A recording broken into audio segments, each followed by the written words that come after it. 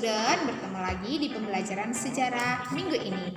Pada pertemuan kali ini, Miss akan menjelaskan tentang materi selanjutnya. Nah, silahkan persiapkan buku paket kalian dan perhatikan video Miss berikut ini. Oke, pada pertemuan kali ini, Miss Rani akan menjelaskan tentang materi yang berkaitan dengan sumber sejarah. Pernahkah kalian bertamasya ke pantai? Kira-kira apa nih yang terjadi saat kaki kalian berjalan di atas pasir pantai? Nah, tentunya kaki Anda atau kaki kalian akan meninggalkan jejak saat berjalan di atas pasir pantai, bukan? Jejak kaki inilah yang merupakan bukti kehadiran kalian di pantai. Dengan kata lain, jejak kaki tersebut merupakan bukti sejarah peristiwa tamasya kalian di pantai.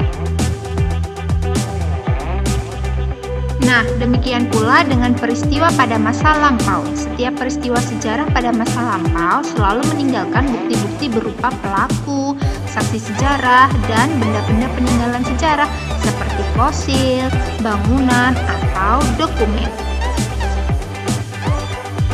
Nah, pada materi kali ini kita akan belajar tentang hal-hal yang berhubungan dengan sumber sejarah, bukti, dan fakta. Jadi, ketiga hal ini merupakan sesuatu yang saling berkaitan satu sama lain. Ya, yang pertama, sumber sejarah. Sumber sejarah merupakan segala sesuatu yang secara langsung atau tidak langsung menceritakan kegiatan manusia pada masa lampau. Sumber sejarah ini dapat ditemukan di museum, perpustakaan, arsip nasional, koran, dan arsip daerah. Ada beberapa pendapat ahli mengenai tentang sumber sejarah ini.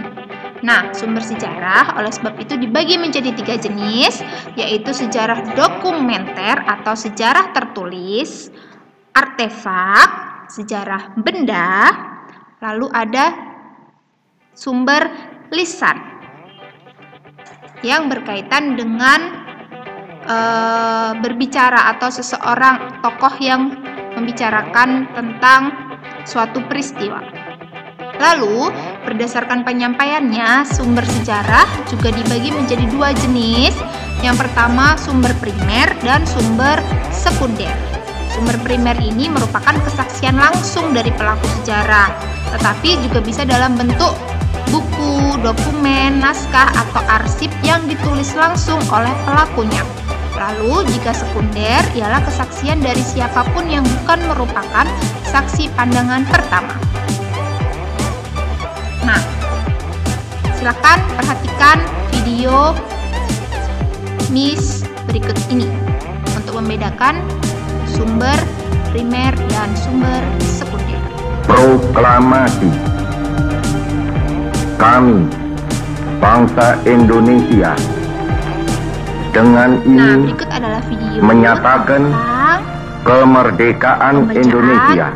Teks proklamasi kemerdekaan. Hal-hal yang mengenai pemindahan kekuasaan dan lain-lain diselenggarakan dengan cara saksama dan dalam tempo yang sesingkat-singkatnya.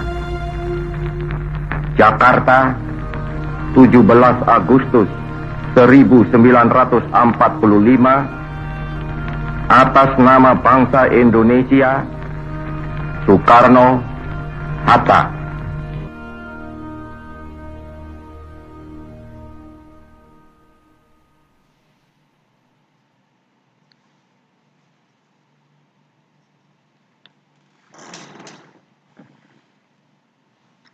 Nah, dari video tersebut dapat kita cari sumber primer dan sumber sekundernya ya.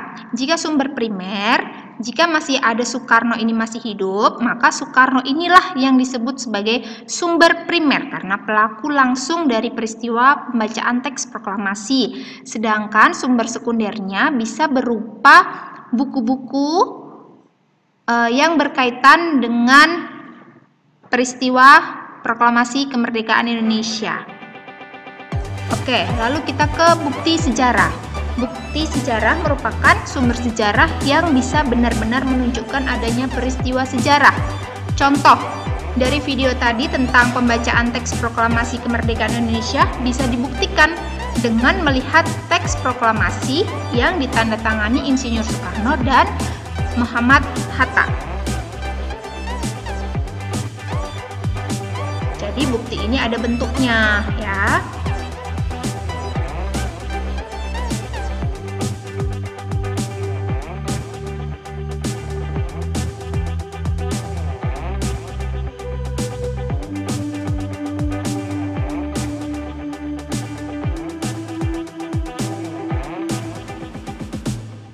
Lalu yang terakhir, fakta sejarah merupakan sesuatu yang diketahui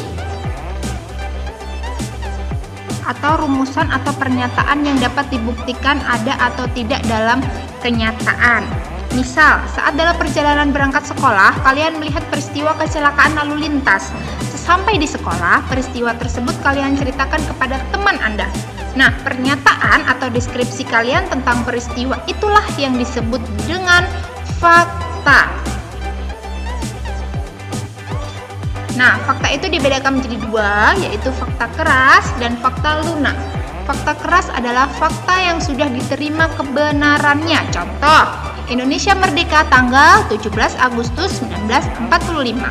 Sedangkan fakta lunak adalah fakta yang masih terbuka untuk diperdebatkan kebenarannya.